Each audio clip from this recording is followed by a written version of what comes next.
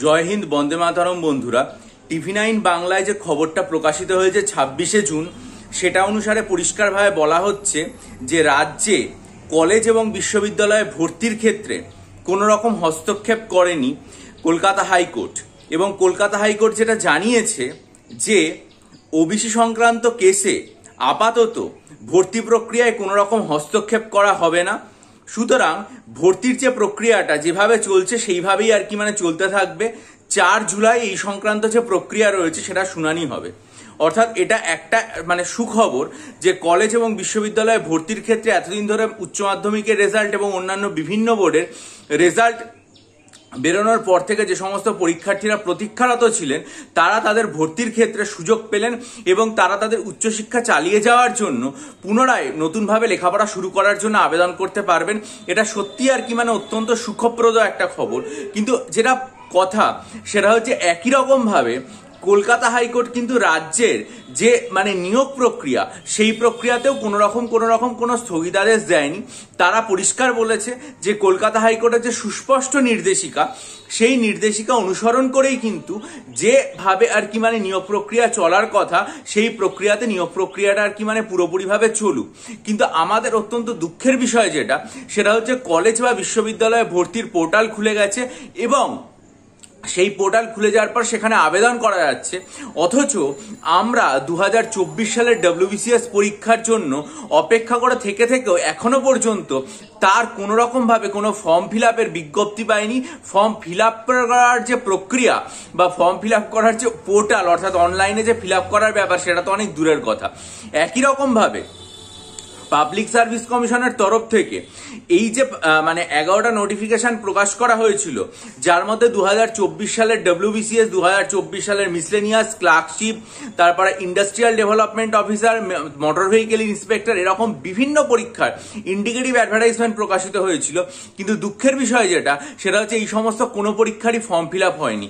তাহলে যে সমস্ত পরীক্ষার্থীরা আজকে কলেজের পরীক্ষা দিচ্ছেন তারা যেমন নতুন একটা ভাবে সামনের দিকে এগিয়ে যাওয়ার প্রচেষ্টা করছেন, তাদের থেকে যারা এই ধরনের কলেজ পাশ করে নতুন জীবনে প্রতিষ্ঠা হওয়ার কথা ভাবছেন, আত্মনির্ভর হওয়ার কথা ভাবছেন, নিজের পায়ে দাঁড়ানোর কথা ভাবছেন, তারাও তো একই সাথে নতুনভাবে নিজেদের পরিবারকে, দেশকে এবং সমাজকে এগিয়ে নিয়ে যাওয়ার জন্য তারাও প্রচেষ্টা করছেন, তারাও নতুন দিগন্তের দিকে এগিয়ে যাবেন। তাহলে তাদের সাথে এইভাবে এই যে ফর্ম ফিল আপের ইন্ডিকেটিভ অ্যাডভার্টাইজমেন্ট প্রক্রিয়া সেটা বের করে ব্যাপারটাকে থামিয়ে দেওয়া কেন সেই প্রক্রিয়াটাকেও আস্তে আস্তে এগিয়ে নিয়ে যাওয়া হচ্ছে না এবং কেন সেই পরীক্ষারও ফর্ম ফিল আপ করে তাদের যে পরীক্ষা সেগুলো নোটিফিকেশন আসার প্রক্রিয়াটাকে এগিয়ে নিয়ে যাওয়া হচ্ছে না, এটাই আমাদের একমাত্র দুশ্চিন্তা এবং চিন্তার বিষয়। কলেজে ভর্তির প্রক্রিয়া স্থগিত হয়নি এবং সেই প্রক্রিয়া এগিয়ে যাবে, সেটা সবসময় অত্যন্ত সুস্বাগতম এবং সেটা চলবে। একই রকম ভাবে এই প্রক্রিয়াটাকেও স্বাগত জানানো হোক যে না, নতুনভাবে WBCS মিসলেনিয়াস ক্লার্কশিপ প্রক্রিয়ার মাধ্যমে আইডিও, MVI বা অন্যান্য নোটিফিকেশন প্রক্রিয়ার মাধ্যমে বা PRB পুলিশ রিক্রুটমেন্ট বোর্ডের পরীক্ষাগুলোর মাধ্যমে রাজ্যের প্রশাসন, রাজ্যের পুলিশ এবং অন্যান্য সমস্ত বিভাগে নতুন যে সমস্ত কর্মী তাদেরকে নিয়োগ প্রক্রিয়া করা হোক এবং তাদের মাধ্যমে ব্যাপারগুলোকে আরো সচল করে রাখার প্রক্রিয়া জারি থাকুক। ফলে কলেজের প্রক্রিয়ার সাথে সাথে এগুলোরও ফর্ম ফিল আপের প্রক্রিয়া যত দ্রুত শুরু হয় ততই আমাদের পক্ষে মঙ্গল। এবং এই চ্যানেলের তরফ থেকে সমস্ত পরীক্ষার্থী যারা ভাই বোন রয়েছেন, যারা পরীক্ষার্থী রয়েছেন, তাদের হয়ে এই দাবি সবসময় তোলা হবে, এই আবেদন সবসময় রাখা হবে যে ফর্ম ফিল আপের প্রক্রিয়া শুরু হোক এবং নতুন করে যে ডিটেলড নোটিফিকেশন আসার কথা বলা হয়েছিল এই বছরে, যার সময় অতিক্রান্ত হয়ে গেছে WBCS ক্লার্কশিপের ক্ষেত্রে, এই WBCS এর ক্ষেত্রে, মিসলেনিয়াসের ক্ষেত্রে, এবং সেইগুলোর প্রক্রিয়া অবশ্যই শুরু হোক।